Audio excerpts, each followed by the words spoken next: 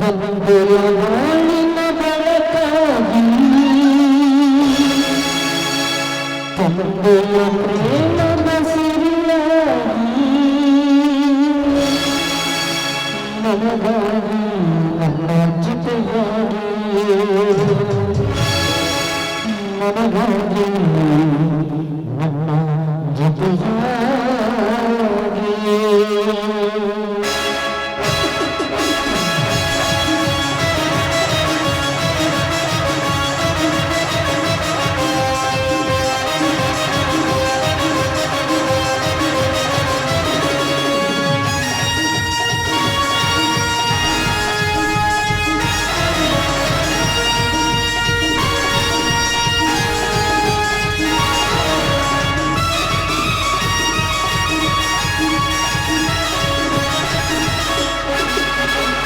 ತಂದೆಯ ಬಾಳಿನ ಬೆಳಕಾಗಿ ತಂದೆಯ ಪ್ರೇಮದ ಸಿರಿಯಾಗಿ ನನಗಾಗಿ ನನ್ನ ಜೊತೆಯಾಗಿ ನನಗಾಗಿ ನನ್ನ ಜೊತೆಯಾಗಿ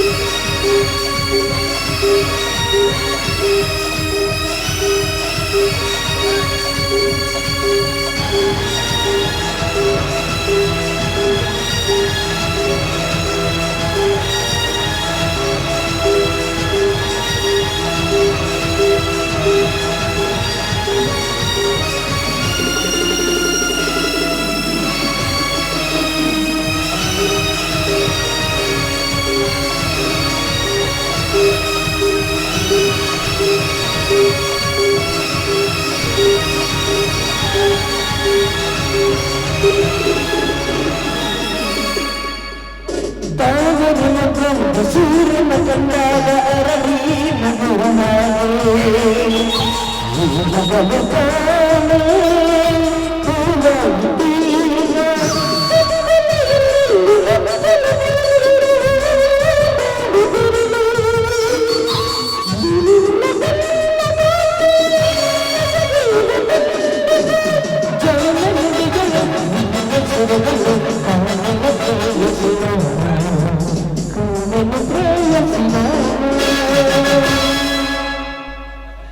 ತಂದೆಯ ಬಾಳಿನ ಬೆಳಕಾಗಿ ತಂದೆಯ ಪ್ರೇಮದ ಸಿರಿಯಾಗಿ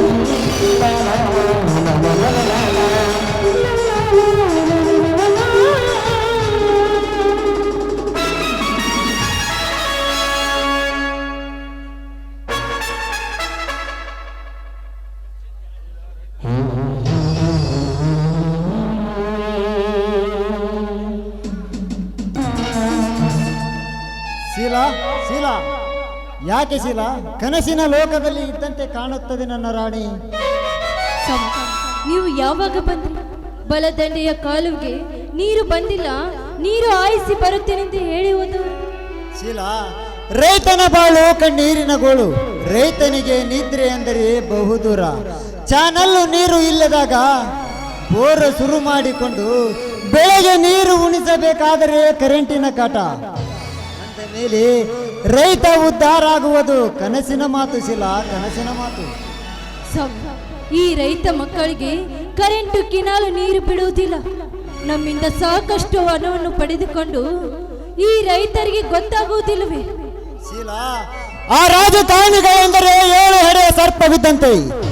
ರೈತರಿಂದ ಓಟು ಪಡೆದುಕೊಳ್ಳುವಾಗ ರೈತರನ್ನು ತಮ್ಮ ಭುಜದ ಮೇಲೆ ಹೊತ್ತುಕೊಂಡು ತಿರುಗಾಡುತ್ತಾರೆ. ರೈತರಿಗೆ, ಪ್ರಜಾ ಜನತೆಗೆ ಇಲ್ಲ ಸಲ್ಲದ ಭರವಸೆಗಳ ಮಹಾಪುರವನ್ನೇ ಅವರ ಕಿವಿಯಲ್ಲಿ ತುಂಬಿ ಓಟು ಪಡೆದುಕೊಂಡು ಭಾರಿ ಅಂತರದಿಂದ ಆರಿಸಿ ಬಂದು ರೈತರ ಹೆಸರಿನಲ್ಲಿ ಪ್ರಮಾಣ ವಚನ ಮಾಡಿ ಮಂತ್ರಿ ಆದ ಮೇಲೆ ರೈತನನ್ನು ಮರೆತು ತಮ್ಮ ಸ್ವಾರ್ಥದ ಒಡಲನ್ನು ತುಂಬಿಕೊಳ್ಳುವ ರಾಜಕಾರಣಿಗಳಿಂದ ಹಿಡಿದು ಗ್ರಾಮ ಪಂಚಾಯತಿ ಪಾರ್ಲಿಮೆಂಟಿನವರೆಗೂ ಪಾಪದ ತುಂಬಿಕೊಂಡಿರುವಾಗ ಸ್ವಾಮಿ, ಈ ಇನ್ನು ಸ್ವಾರ್ಥದ ನಮ್ಮಂತ ರಾಜಕಾರಣಿಗಳಿಗೆ ಆ ದೇವರು ಒಂದು ಶಿಕ್ಷೆಯನ್ನು ಕೊಟ್ಟೆ ಕೊಡುತ್ತಾನೆ ಸ್ವಾಮಿ. ಶೀಲಾ, ಆ ರಾಜಕಾರಣಿಗಳಿಗೆ ದೇವರ ಭಯ ಎಂದಿಗೂ ಇರುವುದಿಲ್ಲ. ನಡೆ, ಹೊಟ್ಟೆ ತುಂಬಾ ಹಸಿತಾ ಇದೆ, ಊಟ ಮಾಡೋಣ. ಆಯ್ತು ಸ್ವಾಮಿ. ಶೀಲಾ, ಊಟ ಮಾಡುವುದಕ್ಕಿಂತ ಮುಂಚೆ ಈ ಕೆನ್ನಿಗೆ ಒಂದು ಸಿಹಿ ಮುತ್ತು ಕೊಡುವೆಯಾ? ಜಿ ಹೋಗಿ, ನನಗಂತೂ ತುಂಬಾ ನಾಚಿಕೆ ಆಗುತ್ತೆ.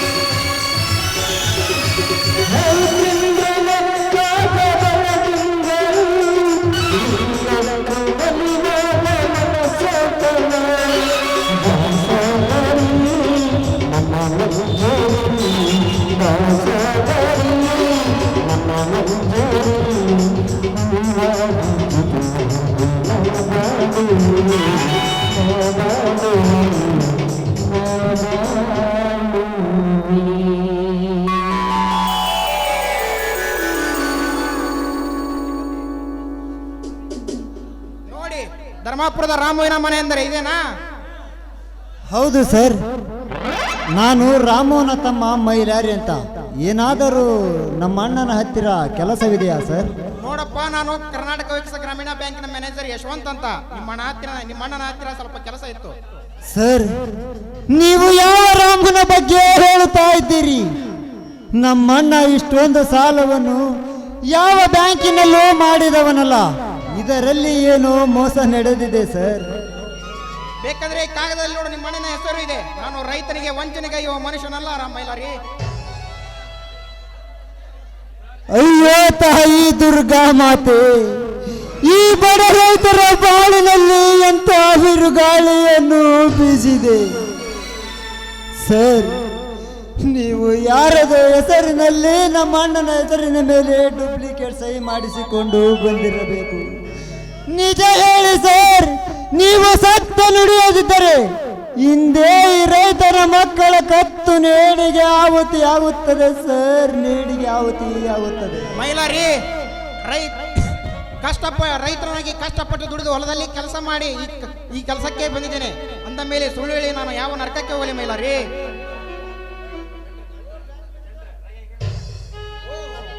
ಬ್ಯಾಂಕ್ ಮ್ಯಾನೇಜರ್ ಸರ್, ಅಪರೂಪಕ್ಕೆ ಈ ಬಡ ರೈತನ ಮನೆಗೆ ಆಗಮನ. ಸಾಲ ತೆಗೆದುಕೊಂಡದ್ದು ನೆನಪಿಲ್ಲವೇ ರಾಮು? ಹೌದು ಸರ್, ಸಾಲ ತೆಗೆದುಕೊಂಡಿದ್ದು ನಿಜ. ಆ ಸಾಲವನ್ನು ನನ್ನ ಗೆಳೆಯ ತುಂಬಲಿಲ್ಲವೇ ಸರ್? ನಿನ್ನ ಗೆಳೆಯ ಸಾಲವನ್ನು ತುಂಬಿದರೆ ನಾನು ನಿಮ್ಮ ಮನೆಗೆ ಬರುವ ಅವಶ್ಯಕತೆ ಇರಲಿಲ್ಲ ರಾಮು. ಇನ್ನೊಂದು ವಾರದಲ್ಲಿ ನೀವು ಸಾಲವನ್ನು ತುಂಬದಿದ್ದರೆ ನಿಮ್ಮ ಹೊಲವನ್ನು ಹರಾಜು ಹಾಕುವುದು ಗ್ಯಾರಂಟಿ. ಮೈಲಾರಿ, ಎಲ್ಲಿ ನೋಡಿದರೂ ಈ ಜಗದಲ್ಲಿ ಬರೀ ಮೋಸ, ವಂಚನೆ, ಸುಳ್ಳುತನ ತುಂಬಿಕೊಂಡಿರುವಾಗ ರೈತನ ಮಕ್ಕಳು ನಂಬಿಕೆ ಎಂಬ ಅಕ್ಷರಗಳನ್ನು ನಾಲಿಗೆ ಮೇಲೆ ವಿಶ್ವಾಸ ಬಿಟ್ಟುಕೊಂಡು ನಡೆಯುವರು. ಆದರೆ ಸುಳ್ಳರು, ಕಳ್ಳರು, ಮೋಸಗಾರರು ನಂಬಿಕೆ ಎಂಬ ಅರ್ಥವನ್ನು ದುರುಪಯೋಗ ಮಾಡಿಕೊಂಡು ಅನ್ಯಾಯವೆಂಬ ದಾರದ ಎಳೆಯಿಂದ ರೈತನ ನಾಲಿಗೆ ಕೊಯ್ಯುವರು. ಜೀವದ ಗೆಳೆಯ ನೌಕರಿಗೆ ಸೇರುತ್ತಾರೆದ್ದು ನನ್ನ ಹೊಲದ ಮೇಲೆ ಬ್ಯಾಂಕಿನಲ್ಲಿ ಸಾಲ ತೆಗೆಸಿಕೊಟ್ಟಿದ್ದೆ ತಪ್ಪೆ. ಹೇ ತಾಯಿ ದುರ್ಗಾ ಮಾತೆ, ಈ ರೈತನಿಗೆ ಯಾವ ತಪ್ಪಿಗಾಗಿ ಅಮ್ಮ ಈ ಶಿಕ್ಷೆ? ಅಣ್ಣ, ಇದು ದೇವರು ಕೊಟ್ಟ ಶಿಕ್ಷೆ ಅಲ್ಲಣ್ಣ. ಮುಗ್ಧ ರೈತನ ಮಕ್ಕಳಿಗೆ ಮೋಸ ಮಾಡುವ ರಾಜಕಾರಣಿಗಳೇ ಇರಲಿ, ಸರ್ಕಾರದ ಅಧಿಕಾರಿಗಳೇ ಇರಲಿ, ನಂಬಿಸಿ ಕುತ್ತಿಗೆ ಕೊಯ್ಯುವ ಗೆಳೆಯರೇ ಇರಲಿ, ಅಂತ ತಾಯಿಗಂಡ ಸೂಳೆ ಮಕ್ಕಳಿಗೆ ಒದ್ದು ಬುದ್ಧಿ ಕಲಿಸಬೇಕಾದರೆ ಕೆಚ್ಚದೆ ವೀರ ಸುಭಾಷ್ ಚಂದ್ರ ಬೋಸರಂತೆ ದೇಶ ದೇಶದ ಮೂಲೆಯಲ್ಲಿರುವ ಸತ್ಯ ನ್ಯಾಯ ಎಂಬ ಮೂರು ನಾಮದ ಈ ಭೂತಿಯನ್ನು ಹಣೆಗೆ ಹಚ್ಚಿ, ಸತ್ಯ ಎಂಬ ಸಿಂಧೂರ ತಿಲಕ ಎಂಬ ಹರಿನಾಮವನ್ನು ಹಚ್ಚಿ, ಶೌರ್ಯವೆಂಬ ಮಂತ್ರವನ್ನು ಅವರ ಕಿವಿಯಲ್ಲಿ ತುಂಬಿ ಬಡ ರೈತರಿಗೆ ನ್ಯಾಯ ಮಾಡುವ ಯಾವ ಹೋಳಿಯ ಮಗನೇ ಇರಲಿ, ಆ ಹೂಳಿಯ ಮಕ್ಕಳನ್ನು ಇದೇ ಕೊಡಲಿಯಿಂದ ಒಬ್ಬೊಬ್ಬರ ರುಂಡವನ್ನು ಕತ್ತರಿಸಿ ಆ ರುಂಡ ಮುಂಡಗಳನ್ನು ಒಂದೇ ಜಾಗದಲ್ಲಿ ಕೂಡಿಹಾಕಿ ನ್ಯಾಯ ಎಂಬ ಸೀಮೆ ಎಣ್ಣೆಯನ್ನು ಸುರುವಿ ಧರ್ಮ ಎಂಬ ಬೆಂಕಿ ಕಡ್ಡಿಯಿಂದ ದುಷ್ಟರನ್ನು ಸುಟ್ಟಾಗಲೇ ರೈತನ ಬದುಕು ಹಸನವಾಗುವುದು. ಇಲ್ಲವಾದರೆ ಈ ರೈತನ ಮಗ ಕಳ್ಳ ಕದಿಮರ ಗುಲಾಮನಾಗಿ ಬಾಳುವುದು ಸತಸಿದ್ಧ ಅಣ್ಣ, ಸತಸಿದ್ಧ. ರಾಮು, ಮೈಲಾರಿ ನುಡಿಯುವುದು ಸತ್ಯ. ರೈತರಿಗೆ ಮೋಸ ಮಾಡುವ ಯಾವ ವ್ಯಕ್ತಿ ಇರಲಿ ಅಂತವರನ್ನು ಬಡವ ಬೀಸಿದ ಕೊಡ್ಲಿಯಿಂದ ಸಂಹಾರ ಮಾಡಿದಾಗಲೇ ರೈತನ ಬದುಕು ಬಹಳ ಬಂಗಾರವಾಗುವುದು. ಸರ್, ಮಾಡಿದ ತಪ್ಪಿಗಾಗಿ ಇದ್ದ 3 ಎಕರೆ ತೋಟವನ್ನು ಯಾರಿಗಾದರೂ ಬಡ್ಡಿಯಲ್ಲಿ ಹಾಕಿ ಹಣ ತಂದು ತುಂಬುತ್ತೇನೆ ಸರ್, ಹಣ ತಂದು ತುಂಬುತ್ತೇನೆ. ನೋಡು ರಾಮು, ನಾನು ರೈತನ ಮಗನೇ. ನೀನು ಜಮೀನನ್ನು ಯಾರಿಗೂ ಬಡ್ಡಿಯಲ್ಲಿ ಹಾಕುವುದು ಬೇಡ. ನಿನ್ನ ಸಾಲವನ್ನು ನಾನು ತುಂಬುತ್ತೇನೆ. ನೀನು ಬೆಳೆ ಬಂದ ಮೇಲೆ ಮಾರಿ ನನ್ನ ಹಣವನ್ನು ಮುಟ್ಟಿಸು, ತಿಳಿಯುತ್ತೆ? ಸರ್, ನೀವು ನಿಜವಾಗಿಯೂ ದೇವಮಾನವರು. ಬರಿದಾದ ಈ ಬಡ ರೈತನ ಬಾಳಿಗೆ ಬೆಳಕು ನೀಡಿದ ರವಿ ತೇಜ ನೀವು. ನಿಮ್ಮ ಉಪಕಾರವನ್ನು ನನ್ನ ಉಸಿರು ಇರುವವರೆಗೂ ಮರೆಯುವುದಿಲ್ಲ ಸರ್. ಸರ್, ಬಾಯಿ ಸತ್ತ ಮೂಕ ಬಸವಣ್ಣನನ್ನು ಸುಲಿದುಕೊಂಡು ಕಟುಕರು ತಿನ್ನುವಂತೆ ಬಾಯಿ ಸತ್ತ ರೈತರ ಮಕ್ಕಳನ್ನು ಕತ್ತರಿಸಿಕೊಂಡು ತಿನ್ನುವ ನರಭಕ್ಷಕರೇ ತುಂಬಿಕೊಂಡಿರುವಾಗ ರೈತನ ಮಕ್ಕಳಿಗೆ ಕಷ್ಟ ಬಂದಾಗ ಪ್ರತಿಯೊಂದು ಬ್ಯಾಂಕಿನಲ್ಲಿಯೂ ಸಾಲ ತೆಗೆದುಕೊಳ್ಳುವ ಪ್ರತಿಯೊಂದು ಬ್ಯಾಂಕಿನಲ್ಲಿಯೂ ನಿಮ್ಮಂತ ಸದ್ಗುಣದ ಮ್ಯಾನೇಜರ್ ಇದ್ದರೆ ಸಾಲಕ್ಕೆ ಅಂಜಿ ಆತ್ಮಹತ್ಯೆ ಮಾಡಿಕೊಳ್ಳುವ ರೈತರನ್ನು ತಡೆಗಟ್ಟಬಹುದು. ಈ ನಿಮ್ಮ ಸಹಾಯವನ್ನು ಎಂದಿಗೂ ಮರೆಯುವುದಿಲ್ಲ ಸರ್. ಮೈಲಾರಿ, ಇದರಲ್ಲಿ ಯಾವುದೇ ಸಹಾಯದ ಪ್ರಶ್ನೆ ಇಲ್ಲ. ಕೋಟಿ ವಿದ್ಯೆಗಿಂತ ಮೇಟಿ ವಿದ್ಯೆಯ ಮೇಲು ಎಂದು ತಿಳಿದವನು ನಾನು. ನೌಕರಿಗೆ ಇಲ್ಲಿ ಇದ್ದವರಿಗೆ ಗೊತ್ತಾಗುತ್ತದೆ ರೈತನ ಕಷ್ಟ ನಷ್ಟಗಳು. ನಾನು ಹೋಗಿ ಬರಲೇ ರಾಮು? ಆಯ್ತು ಸರ್, ಹೋಗಿ ಬನ್ನಿ.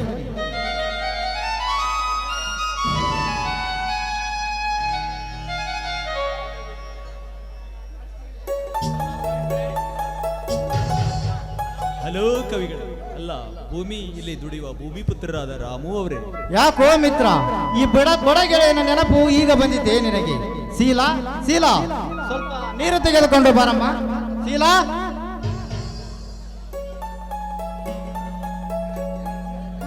ನೀರು ತೆಗೆದುಕೊಳ್ಳಿ.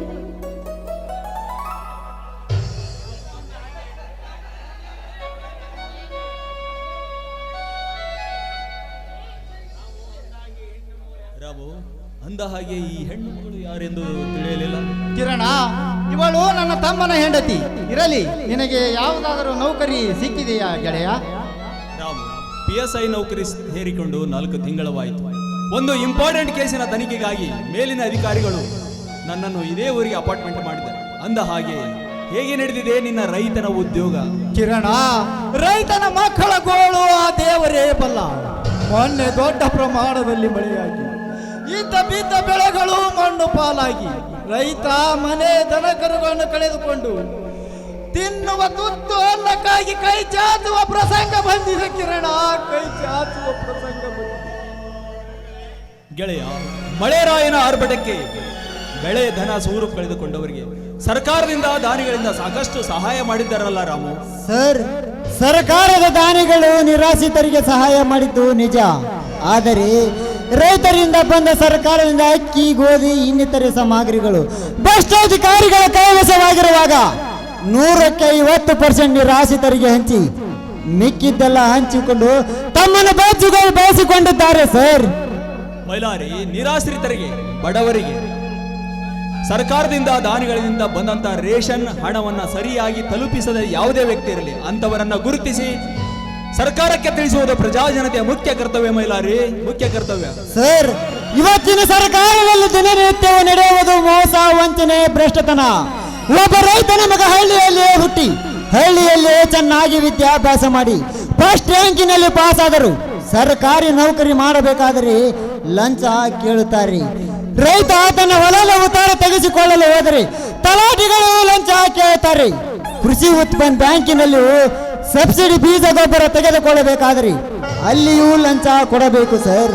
ಬಡ ರೈತನ ಹೆಂಡತಿಗೆ ಹೆರಿಗೆ ನೋವು ಬಂದು ಸರ್ಕಾರಿ ಆಸ್ಪತ್ರೆಗೆ ಒಳಗೆ ಕರೆದುಕೊಂಡು ಹೋಗಬೇಕಾದ್ರೆ ಅಲ್ಲಿಯೂ ಲಂಚ ಕೊಡಬೇಕು. ಬಡ ರೈತರಿಗೆ ಸರ್ಕಾರದಿಂದ ಬಂದ ಆಶ್ರಯ ಮನೆ ಕಟ್ಟಿಸಿಕೊಳ್ಳಬೇಕಾದರೆ ಗ್ರಾಮ ಪಂಚಾಯಿತಿ ಅಧ್ಯಕ್ಷರಿಗೆ, ಪಿಡಿಯವರಿಗೆ ಲಂಚ ಕೊಡಬೇಕು ಸರ್. ರೈತರಿಗೆ ಲಂಚ ಕೇಳುತ್ತಾರೆಂದು ರಾಜಕಾರಣಿಗಳು, ಸರ್ಕಾರದ ಅಧಿಕಾರಿಗಳು ಲಂಚ ಕೇಳುತ್ತಾರೆಂದು ಪೊಲೀಸ್ ಸ್ಟೇಷನ್ಗೆ ಕಂಪ್ಲೇಂಟ್ ಕೊಡಲು ಹೋದರೆ ಅಲ್ಲಿಯೂ ಲಂಚ ಕೇಳುತ್ತಾರೆ ಸರ್. ಲಂಚ ಲಂಚ ಎಂದು ರೈತರನ್ನು ಹರಿದು ತಿನ್ನುವ ಹಂದಿ ಮಕ್ಕಳನ್ನು ಇಂಚಿಂಚಾಗಿ ಕತ್ತರಿಸಲೇಬೇಕು. ಅಂದಾಗಲೇ ರೈತನ ಬದುಕು ಬಂಗಾರವಾಗುತ್ತದೆ. ಇಲ್ಲವಾದರೆ ಈ ದೇಶದಲ್ಲಿ ಹಣ್ಣು ತಿನ್ನುವವರು ಹಣ್ಣು ತಿನ್ನುತ್ತಾರೆ, ಮಣ್ಣು ತಿನ್ನುವವರು ಮಣ್ಣು ತಿನ್ನಬೇಕಾಗುತ್ತದೆ ಸರ್. ಕಿರಣ, ನೀನೊಬ್ಬ ಸತ್ಯ, ನ್ಯಾಯ, ನೀತಿ ಎಂಬ ತ್ರಿದಳದ ಚಕ್ರವನ್ನು ಎದೆಯ ಮೇಲೆ ಹಚ್ಚು ಹಾಕಿಸಿಕೊಂಡ ಸರ್ಕಾರದ ಸಿಂಹ. ರೈತರಿಗೆ ವಂಚಿಸಿ ಮೋಸದಿಂದ ಮಾಲನ್ನು ಖರೀದಿಸಿ ಸರ್ಕಾರದಿಂದ ಪಾಸ್ಪೋರ್ಟ್ ತೆಗೆಸಿಕೊಂಡು ಹೊರ ದೇಶಕ್ಕೆ ಕೋಟಿ ರೂಪಾಯಿಗೆ ಮಾರುವ ಭ್ರಷ್ಟ ದಲ್ಲಾಳಿ ಮಾಲೀಕರನ್ನು ಸೆರೆ ಹಿಡಿದು ರೈತರಿಗೆ ನ್ಯಾಯ ದೊರಕಿಸಿಕೊಡುವ ರುದ್ರನಾಗ ನೀನಾಗಬೇಕು. ಹೆತ್ತ ತಾಯಿಗೆ ದ್ರೋಹ ಬಗೆಯ ಭ್ರಷ್ಟ ರಾಜಕಾರಣಿಗಳಿಗೆ, ಸರ್ಕಾರದ ಮೋಸದ ಅಧಿಕಾರಿಗಳ ಪಾಲಿಗೆ ಅವತಾರ ಪುರುಷನಾಗಿ ರೈತನ ಹಸಿರು ಕ್ರಾಂತಿಯ ದೀಪವನ್ನು ವಿಧಾನಸೌಧದಲ್ಲಿ ಆರದ ನಂದಾಜ್ಯೋತಿಯನ್ನು ಬೆಳಗಿಸುವ ಕಿರಣ ನೀನಾಗಬೇಕು. ನೀನು ಆಶಾ ಕಿರಣನಾಗಬೇಕು. ಮಿತ್ರ, ರೈತರಿಗೆ ಮೋಸ ಮಾಡುವ ರಾಜಕಾರಣಿಗಳೇ ಇರಲಿ, ಸರ್ಕಾರದ ಅಧಿಕಾರಿಗಳೇ ಇರಲಿ, ನಮ್ಮ ಪೊಲೀಸ್ ಡಿಪಾರ್ಟ್ಮೆಂಟ್ನವರೇ ಇರಲಿ, ಅಂತ ನೀಚರಿಗೆ ಅಂಜದೆ, ಅಳಕದೆ, ಟೊಂಕ ಕಟ್ಟಿ ನನ್ನ ಕಾನೂನಿಂದ ಅವರಿಗೆ ಶಿಕ್ಷೆ ಕೊಡಿಸಿ ರೈತರು, ಬಡವರು ನೆಮ್ಮದಿಯಿಂದ ಊಟ ಮಾಡುವಂತೆ ಮಾಡುವುದೇ ನನ್ನ ಗುರಿ. ಕಿರಣ, ಈ ನಿನ್ನ ಗುರಿಯೇ ರೈತನ ಕಣ್ಣೀರು ಒರೆಸುವ ಮಂತ್ರವಾಗಬೇಕು. ಹಾ ಗೆಳೆಯ, ಈ ಬಡವನ ಮನೆಯಲ್ಲಿ ಊಟ ಮಾಡಿ ಹೋಗಬೇಕು. ಗೆಳೆಯ, ನಿನ್ನೊಂದಿಗೆ ಮಾತನಾಡುತ್ತಾ ಕುಳಿತುಕೊಂಡರೆ ನನ್ನ ಡ್ಯೂಟೀಸ್ ಹಳ್ಳ ಸೇರೋದು ಗ್ಯಾರಂಟಿ. ನಾನು ಹೋಗಿ ಬರಲೇ? ಸರ್, ಈ ಬಡವರ ಮನೆಯ ಊಟ ನಿಮಗೆ ಸರು ಬರುತ್ತದೋ ಇಲ್ಲೋ? ಗೆಳೆಯ, ಶ್ರೀಮಂತರ ಮನೆಯ ನೋಟ ಚಂದ, ಬಡವರ ಮನೆಯ ಊಟ ಚಂದ. ಯಾವತ್ತಿದ್ದರು ಬಡವರ ಮನೆಯ ಊಟವೇ ಪರಮಾನಂದ. ನಡೆ, ಊಟ ಮಾಡೋಣ. ಹಾ ಬನ್ನಿ, ಎಲ್ಲರೂ ಸೇರಿ ಊಟ ಮಾಡೋಣ.